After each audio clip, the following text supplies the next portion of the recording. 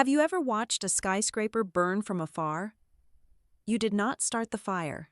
You merely warned them the foundation was cracking, and they took your badge. Months later, as the chief executive who fired me blows up my phone, I do not answer. I just sip my coffee and watch the morning news broadcast a billion-dollar collapse. Sometimes, the most ruthless revenge is not striking a blow, but stepping back and letting gravity work.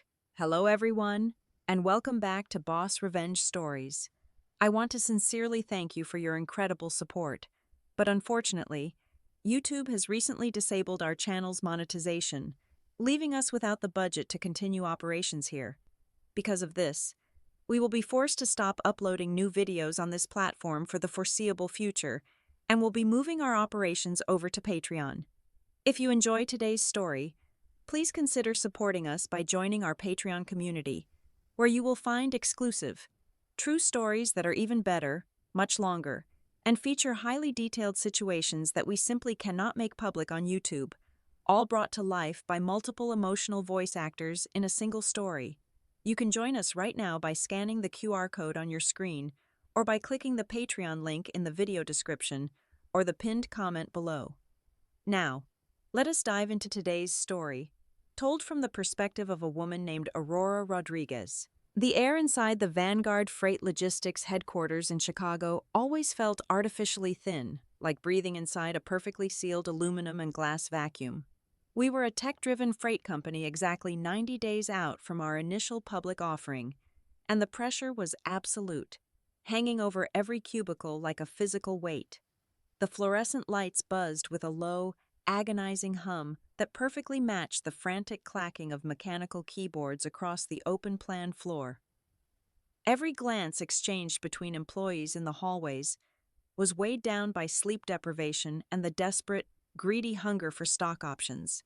Outside the floor-to-ceiling windows, the city lights blurred into a cold smear against the night sky.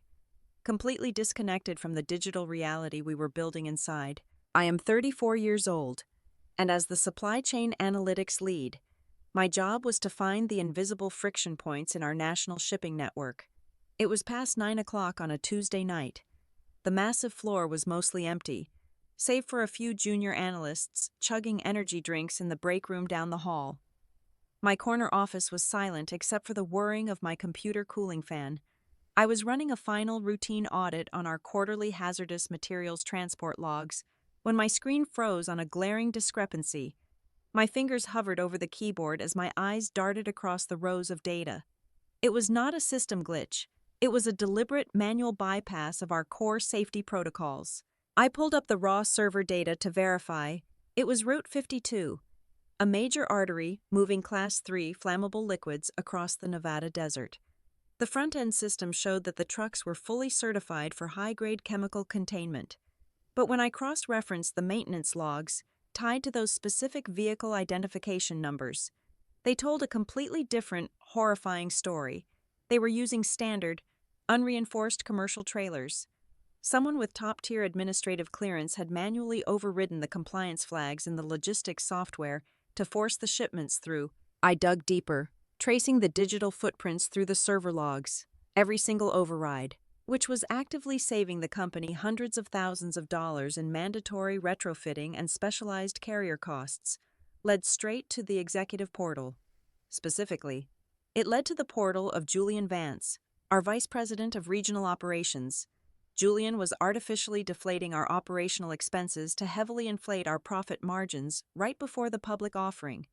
I was doing this for one singular reason: to ensure he hit the key performance indicators required to unlock his massive, multi-million-dollar year-end bonus, regardless of the lethal risks on the highway. Before I could even hit the print screen button to capture the evidence, the heavy glass door of my office swung open. Julian stood there, holding a half-empty glass of expensive scotch from the executive lounge on the top floor. His custom-tailored suit was immaculate, his posture dripping with unearned confidence. But his smile was the kind of cold, practiced smirk you see on a politician right before they lie to your face. He did not bother knocking. "Working late again, Aurora?" he asked, leaning lazily against the doorframe. His eyes tracked the glow of my dual monitors, calculating exactly what I was looking at. You know, data is a funny thing. If you stare at spreadsheets long enough, you start seeing problems that do not actually exist. I kept my voice dead flat, refusing to let him see even a hint of intimidation. The compliance flags on the Nevada routes were manually overridden. Julian, you are sending highly volatile chemicals in standard commercial trailers. If one of those rigs blows a tire at 70 miles per hour in 100-degree heat, it will not just be a localized fire. It will be a catastrophic chemical spill that will level anything within a 2-mile radius. Julian took a slow, deliberate sip of his scotch, entirely unbothered by the reality of the danger. He walked slowly into my office, placing his palms flat on my desk and leaning in close enough for me to smell the sharp bite of the alcohol and his heavy, expensive cologne. "Let me explain how the real corporate world works," he whispered, his tone dripping with absolute condescension. "We are only weeks away from going public. The market wants lean operations and explosive profit margins. Investors do not care about the thickness of a steel tank. You are a very bright woman, Aurora. But down here in the analytics department, you need to realize that you are just a small cog in a billion-dollar machine. The machine does not care if the cog is morally right. It only cares if the cog keeps turning. Be smart, close the spreadsheet, go home, and forget you ever looked at this data." He patted my desk twice, gave me one last arrogant wink, and walked out, leaving the door wide open behind him. He expected me to cower. He expected the sheer, suffocating weight of his executive title to crush my professional conscience. Instead, I felt a cold, hyper-focused calm wash over my entire body. I did not close the spreadsheet. I spent the next 2 hours quietly gathering every single piece of data, meticulously cross-referencing the vehicle logs with his override timestamps. I encrypted the entire package and backed up the system logs to a secure, offline flash drive. I was not going to play his dirty game, but I also was not going to panic and scream in the hallways. I decided to do exactly what the Corporate Compliance Handbook dictated. I would take this undeniable proof directly to the Chief Executive Officer. I genuinely believe that at the very top of the corporate ladder, the foundational integrity of the company and the safety of human lives would undoubtedly outweigh a temporary bump in profit margins. I believed, perhaps foolishly, that the system would protect the truth. The executive suite on the 50th floor was a masterclass in psychological intimidation, disguised as modern minimalism. I stood before the frosted glass doors of Harrison Sterling, the chief executive officer of Vanguard Freight Logistics. Harrison was a man whose face graced the covers of national business magazines at least twice a year, usually accompanied by glowing headlines praising him as the pioneer of ethical corporate leadership. Framed articles from major business publications lined the mahogany-paneled walls of his office, boasting titles, celebrating his commitment to sustainable and honest business practices. He had built his entire personal brand on transparency and corporate responsibility, frequently giving keynote speeches to wide-eyed university students. The reality, however, was carefully hidden behind these heavy, soundproof doors. When I walked into his sprawling office, the scent of expensive cedar and stale espresso hung in the air. Harrison sat behind a massive desk carved from reclaimed wood, a carefully selected prop designed to reinforce his earthy, approachable persona. I placed the printed executive summary of the safety violations directly on the center of his desk, expecting a reaction of immediate concern. He did not look at this dossier right away. Instead, Harrison offered me a warm, practiced, fatherly smile that crinkled the corners of his eyes. Just the right amount, but his gaze never actually met mine.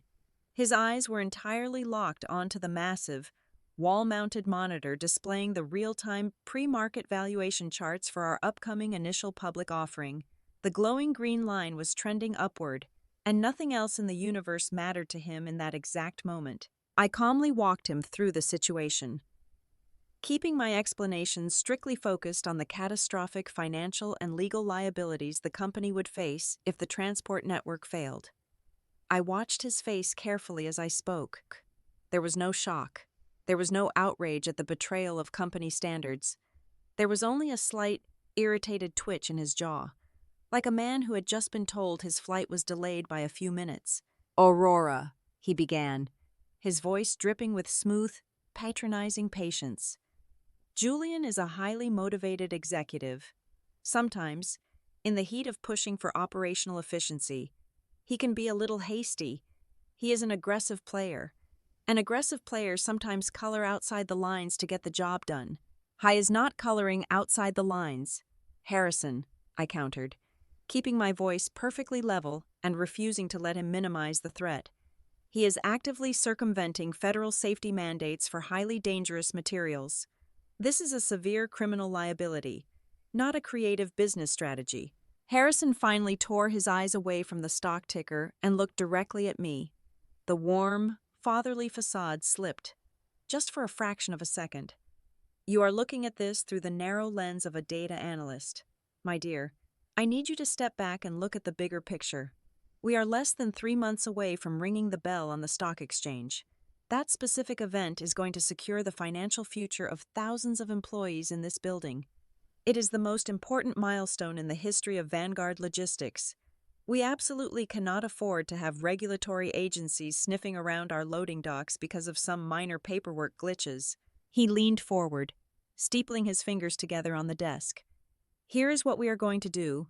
I need you to go back down to your department, access the main server, and manually delete those safety warnings. Clean up the database so everything matches the standard commercial trailer specifications. We will deal with retrofitting the transport fleet next year, long after the stock price stabilizes." The silence in the room became incredibly heavy. I looked at the man who was supposed to be the moral compass of the entire corporation, realizing with absolute clarity that his compass only pointed toward profit. "I will not do that," I said, my voice resolute and uncompromising. "I am not going to wipe the data, and I am not going to be complicit when one of those trucks inevitably causes a disaster on a public highway." The temperature in this room seemed to drop 10 degrees in an instant. The grandfatherly warmth vanished from Harrison's face entirely, replaced by the cold, dead stare of an apex predator whose territory had just been challenged. The friendly, ethical leader was gone. In his place sat a ruthless, cold-blooded wolf who viewed me as nothing more than a temporary obstacle to his immense wealth.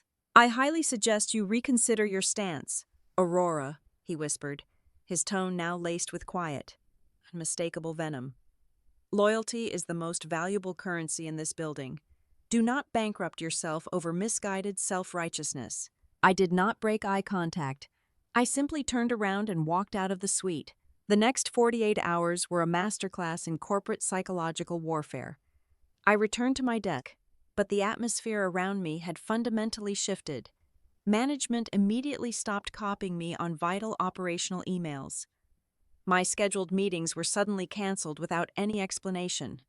The silence from the executive floor was deafening, forming a heavy, suffocating blanket of isolation designed to make me crack under the pressure. I did not crack. The retribution, when it finally arrived, was swift, calculated, and utterly unoriginal. Exactly 2 days later, at 4 o'clock on a Thursday afternoon, my computer screen suddenly went black. My administrative network access had been remotely revoked.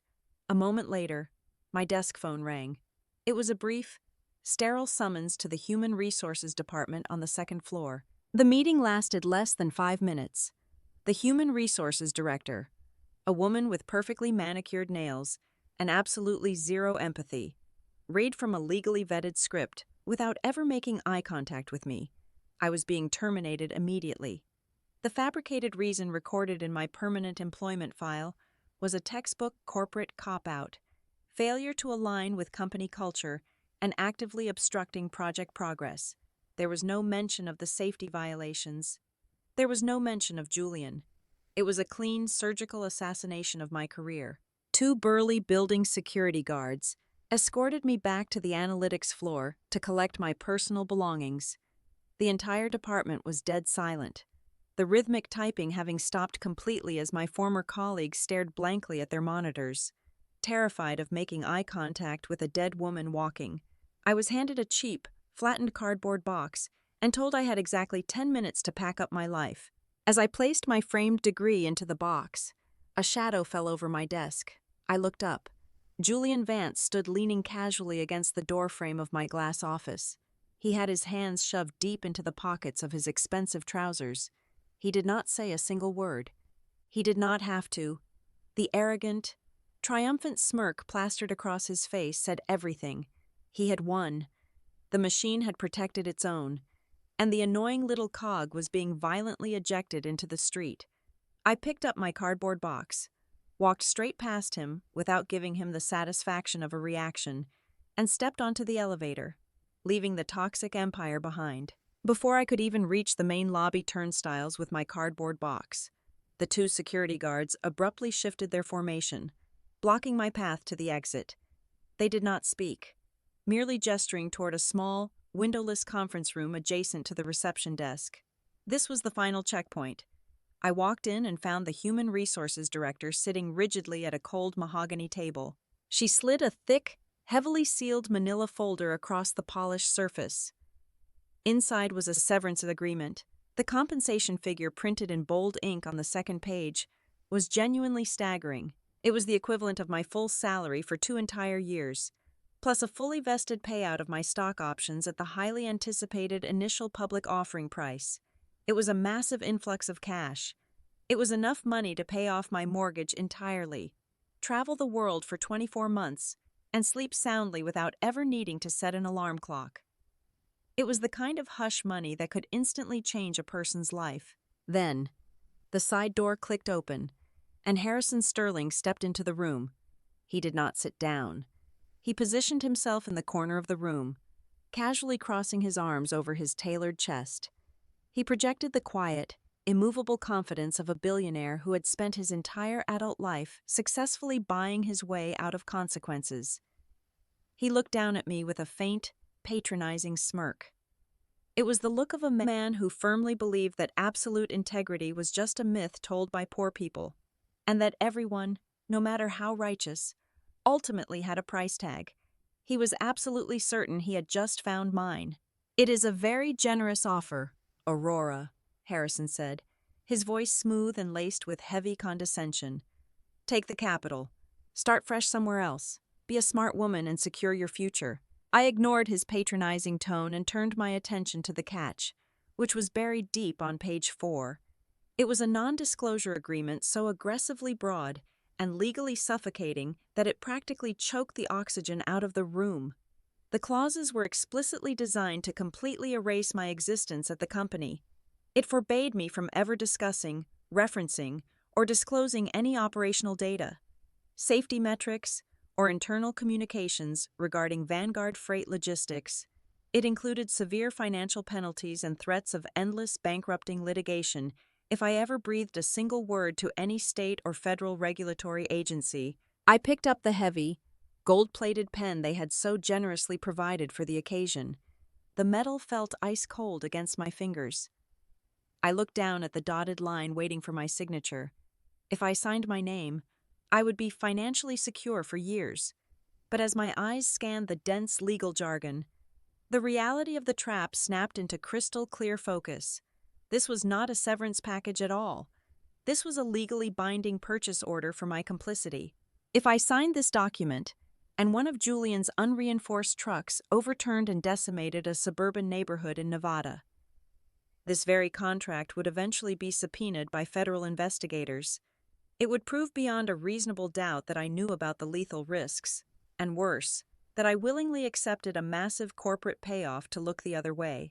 I would not just be a silenced whistleblower, I would become a legal accessory to their reckless negligence. They were trying to transfer their criminal liability onto my shoulders, using my own financial vulnerability as the weapon. I looked up at the Human Resources Director, whose own pen was poised to countersign, entirely oblivious or entirely apathetic to the moral gravity of the paperwork. Then I looked directly at Harrison. The smug, patriarchal satisfaction on his face was thoroughly nauseating. He genuinely believed that a working-class, intellectual woman would simply fold and kneel the moment life-altering money was dangled in front of her. He thought my professional principles were nothing more than a temporary negotiation tactic. I did not blink. I let the gold-plated pen slip from my fingers. It dropped and clattered loudly against the polished wood of the table, the sharp, metallic noise violently shattering the heavy silence in the small room. I closed the folder and shoved it forcefully back across the table until it hit the director's hands. "You can take my job," I said, my voice cutting through the tension like shattered glass, completely unwavering. "But you absolutely cannot make me take the fall for your greed." I stood up and picked up my cardboard box. Neither Harrison nor the Human Resources Director said a single word. Pure shock paralyzed them.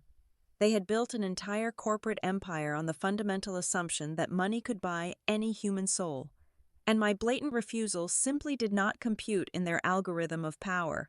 I turned my back on them, leaving an incredibly unsettling, deafening silence in the room of the powerful. I pushed through the heavy revolving doors of the lobby and stepped out into the crisp, biting air of the Chicago evening. The city was loud, chaotic, and wildly uncertain. I had just walked away from a small fortune. I was officially unemployed, completely empty-handed, and entirely stripped of my corporate identity. But as I took a deep breath of the freezing air, I realized something incredibly powerful. I was completely, undeniably free. Exactly 3 months passed. I had relocated to a much brighter, entirely different corporate ecosystem, taking a position as the director of operations for an independent supply chain safety consulting firm. My new office had real, operable windows that let in actual sunlight. I drank good coffee, slept 8 solid hours a night, and severed every single digital tie I had with my former employer. My life was peaceful, productive, and utterly detached from the ticking time bomb I had left behind in Chicago. But inside the sterile, glass walls of Vanguard Freight Logistics, the architectural integrity of their entire network was rapidly deteriorating. For 2 years, Julian Vance had strutted around the executive floor, loudly claiming credit for the unprecedented efficiency of the regional routing system. What neither he nor Harrison Sterling realized was that my daily, obsessive data adjustments were the only things keeping his reckless logistical house of cards from collapsing. I was the one who had constantly written automated scripts to quietly reroute overloaded trailers away from steep mountain grades. I was the one who manually flagged maintenance gaps before they became critical mechanical failures on the road. With my sudden, forced departure, the protective algorithms I maintained were abruptly shut down. The invisible safety net vanished. Without my daily interventions, Julian's aggressive, cost-cutting shipping schedules began violently colliding with physical reality. Delivery windows were missed by days. High-priority clients began threatening to terminate their contracts. The internal system was spiraling into chaos, and Julian had absolutely no idea how to stop the bleeding because he had never understood the math that kept his operations afloat in the first place. Then, the inevitable happened. It was a Tuesday afternoon when the breaking news alerts began flashing across my secondary monitor. A massive, highly toxic chemical leak had just shut down a 20-mile stretch of a major interstate highway in suburban Nevada. News helicopters circled above, capturing live footage of an overturned, unreinforced commercial transport trailer leaking thousands of gallons of flammable industrial solvent onto the scorching asphalt. The emergency response units had locked down the entire perimeter, forcing the immediate evacuation of 2 nearby residential neighborhoods. The bright, undeniable logo of Vanguard Freight Logistics was plastered across the side of the burning rig, broadcast in high definition to millions of viewers nationwide. It was the exact route, the exact volatile chemical, and the exact substandard trailer classification I had explicitly warned them about. The fallout was instantaneous and utterly devastating. In the ruthless world of high finance, a disaster of this magnitude, right before a public offering, is the equivalent of a fatal heart attack. On the gray market, Vanguard stock plummeted by 30% in a matter of hours. Billions of dollars in projected valuation evaporated into thin air before the opening bell could even be installed. Investigative journalists from major financial networks smelled the blood in the water. They began swarming the corporate headquarters, demanding answers about why hazardous materials were being transported in standard freight containers. That is when my personal cell phone began to vibrate. I looked down at the glowing screen. The caller identification displayed the name of Harrison Sterling. I did not answer. I let it ring. 10 minutes later, it rang again, then again, over the next 4 hours. Harrison left a series of voicemails that painted a vivid, pathetic portrait of a powerful man completely losing his grip on reality. I sat back in my comfortable chair and listened to them play out in chronological order. The first message was smooth, laced with that same fake, fatherly warmth he had used in his office. "Aurora, it is Harrison. I hope you are doing well. We have hit a minor logistical snag over here, and I would love to get your expert eyes on it. Give me a call back when you have a moment." An hour later, the tone shifted. The warmth was completely gone, replaced by a tight, clipped anxiety. "Aurora, you need to pick up the phone. We are dealing with a significant public relations situation in Nevada. I know we had our differences, but I am prepared to bring you back as a senior crisis management consultant. We can double your previous salary. Call me immediately." By the fourth voicemail, the polished, untouchable billionaire was practically hyperventilating into the receiver. "Listen to me. Aurora, the federal safety inspectors are threatening to audit our entire Western fleet. The underwriters are threatening to pull out of the public offering. Name your price. I will pay you 3 times your old salary. I will fire Julian today. Just pick up the phone and tell us how to fix the routing data. Please." I deleted the final message, placed my phone face down on my desk, and turned my attention back to the news broadcast. I continued to ignore every single incoming call. The frantic ringing eventually stopped, replaced by the grim reality of a federal investigation. By Wednesday morning, the Department of Transportation had deployed a full team of forensic auditors to Vanguard headquarters in Chicago. News helicopters were still hovering over the blackened crater in Nevada, while federal agents began seizing physical hard drives from the executive floor. The entire company was completely cornered, bleeding millions of dollars in market confidence with every passing hour. Harrison Sterling and Julian Vance were cornered animals, and cornered animals in expensive suits do not surrender. They lash out, in a state of absolute frantic desperation to salvage the upcoming stock offering. They devised one final, utterly despicable strategy. They decided to rewrite history, using Julian's high-level system access. They spent the night fabricating digital access logs and altering network registries. They carefully constructed a completely fraudulent narrative designed to shift the entirety of the federal blame onto a convenient scapegoat. They were going to pin the catastrophic chemical spill on a disgruntled, unstable former employee who had allegedly sabotaged the logistical framework out of pure spite just days before being terminated. They never mentioned my name explicitly in their drafted press release, but the implication was a brightly lit neon sign pointing directly at my head. They were incredibly confident in this suicidal plan for one specific reason. They firmly believed I was completely empty-handed. In their arrogant minds, they had executed the perfect corporate assassination when they abruptly cut my network access and marched me out of the building. They assumed that because I had refused the massive severance package, I was just a naive, helpless worker who had walked away with nothing but a cardboard box and a bruised ego. Vanguard organized an emergency press conference for Thursday morning. I sat at my new desk, sipping a hot cup of tea, and watched the live broadcast stream on my primary monitor. The scene was perfectly staged to project corporate resilience and moral outrage. Harrison stood at the center podium, bathed in the flashing lights of dozens of press cameras. He wore a somber, dark blue suit, looking every bit the wounded, ethical leader. Julian stood slightly behind him to the left, his head bowed in a pathetic display of manufactured grief. "Ladies and gentlemen of the press," Harrison began, his voice projecting a masterfully faked tremor of sorrow.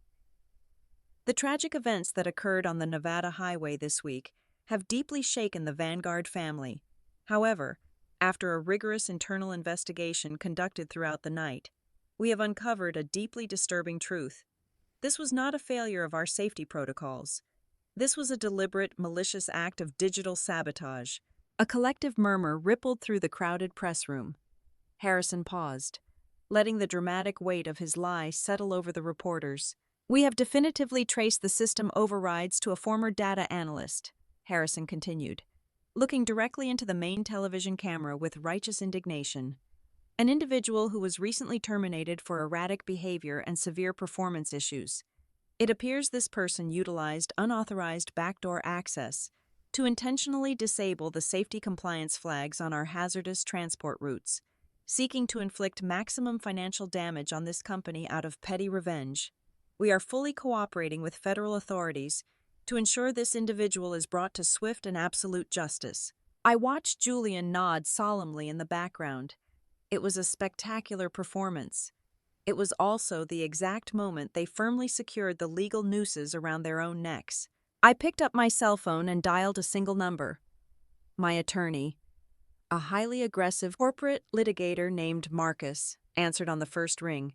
"Are you watching this broadcast, Marcus?" I asked smoothly. "I am watching," Marcus replied, chuckling softly.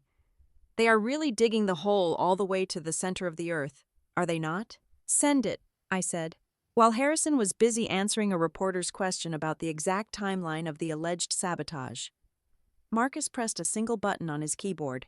A pre-drafted email instantly shot out to the private inboxes of every major financial journalist sitting in that press room, as well as directly to the Enforcement Division of the Securities and Exchange Commission, the Department of Transportation, and the Federal Bureau of Investigation. The email contained no threats and no dramatic declarations.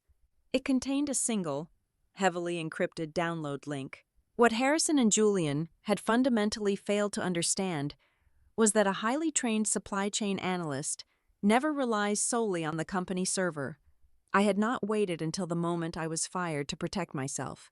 On that Tuesday night, immediately after Julian had walked out of my office smelling of expensive scotch, I had not just saved the raw data to a flash drive.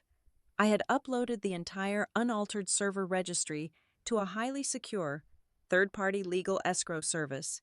I had cryptographically hashed the files, establishing an immutable, legally binding timestamp that proved exactly when the data was captured. The files Marcus just distributed contained the pristine, unadulterated system logs from the exact day before I was called into the Human Resources Department. The data definitively proved that my administrative credentials had absolutely nothing to do with the Nevada route. Instead, the logs highlighted Julian's exact executive Internet Protocol address, showing his specific login credentials manually, forcing the lethal safety bypasses week after week.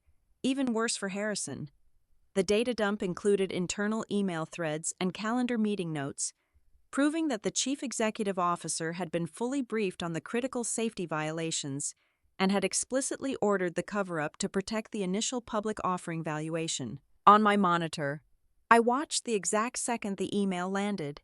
A reporter in the front row looked down at her vibrating tablet. Her eyes went incredibly wide. Then, a journalist 2 seats away looked at his phone, his jaw practically dropping. Within 10 seconds, a frantic, chaotic wave of realization swept across the entire press pool. A veteran correspondent for a major financial publication stood up abruptly, completely interrupting Harrison mid-sentence. "Mr. Sterling!" the reporter shouted over the noise, waving his smartphone in the air. "We just received a cryptographically verified data dump from an independent legal escrow. These logs show Vice President Julian Vance personally overriding the Class 3 chemical safety protocols on exactly 14 separate occasions over the last 6 months. Furthermore, we have an email dated 2 days before the employee's termination, where you explicitly instructed the deletion of these specific safety warnings. How do you respond to documented evidence of federal fraud and criminal negligence?" The reporters completely stopped taking notes on Harrison's fabricated sob story. Instead, they began holding up their screens, shouting a barrage of questions that were suddenly no longer about a rogue employee, but about executive perjury and federal prison sentences. Harrison's practiced, fatherly face froze in pure, unadulterated terror as the journalists began reading his own deleted, incriminating emails back to him on live television. Julian's arrogant posture instantly collapsed, his face turning entirely pale as his eyes darted frantically toward the exit doors of the press room.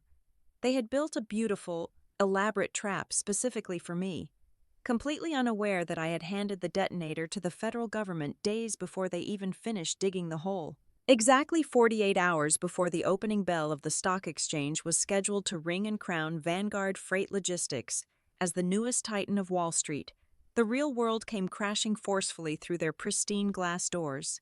The federal government does not bother scheduling appointments. At 9 o'clock in the morning, dozens of special agents from the Federal Bureau of Investigation, flanked by heavily armed federal marshals and forensic investigators from the Securities and Exchange Commission, flooded the main lobby. They locked down every single exit, deactivated the employee badge scanners, and systematically shut down the executive elevators. Up on the 50th floor, the suffocating, artificially quiet atmosphere was violently shattered. Agents aggressively seized laptops from desks, unplugged massive data servers directly from the walls, and boxed up years of falsified physical documents. The glowing pre-market stock charts on the wall-mounted monitors were abruptly unplugged, turning to dead black screens. Julian Vance was not afforded the luxury of a quiet, dignified exit through a back staircase. The agents placed him in heavy, steel handcuffs right in the middle of the open-plan analytics floor. His expensive, custom-tailored suit was violently rumpled. The smug, untouchable smirk he had worn just a few days prior was entirely gone, replaced by the ugly, raw panic of a man who suddenly realized that his corporate title meant absolutely nothing to the federal government. As two large agents marched him forcefully toward the freight elevators, Julian completely lost his mind. He thrashed against the handcuffs, screaming at the top of his lungs, his voice echoing off the aluminum walls as he desperately tried to shift the blame. He pointed his cuffed hands wildly toward the executive suite, yelling hysterically to anyone who would listen that Harrison was the one who had explicitly ordered the cover-up, begging the agents to arrest the chief executive officer instead. The junior analysts he had spent years mocking merely stood by their desks in absolute silence, watching the mighty vice president publicly disintegrate. Thousands of miles away, I sat peacefully at my desk.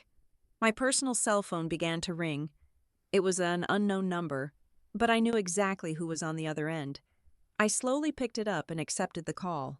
The background noise on the line was pure, unadulterated pandemonium. I could clearly hear the sharp wail of police sirens echoing off the Chicago skyscrapers, mixed with the loud, barking commands of federal agents securing the executive offices. Then, Harrison spoke. His voice was completely shattered. The polished, fatherly billionaire persona had totally evaporated, leaving behind a pathetic, broken shell of a man. He was practically hyperventilating, his breathing ragged and shallow. "Why?" Harrison choked out, his voice trembling with a pathetic mixture of disbelief and absolute terror. "Why did you not just take the severance money? Aurora? It was enough to change your life. You could have walked away rich, and everything would have been fine. Why did you have to destroy us?" I stood up from my comfortable chair, holding the phone to my ear, and walked over to the large window of my new office. The morning sun was shining brightly over the city, warming my skin. I felt absolutely no anger, no malice, and certainly no guilt. "I did not destroy you, Harrison," I replied, my voice perfectly steady, cutting through his panic with absolute clarity. "I just stopped saving you from yourselves."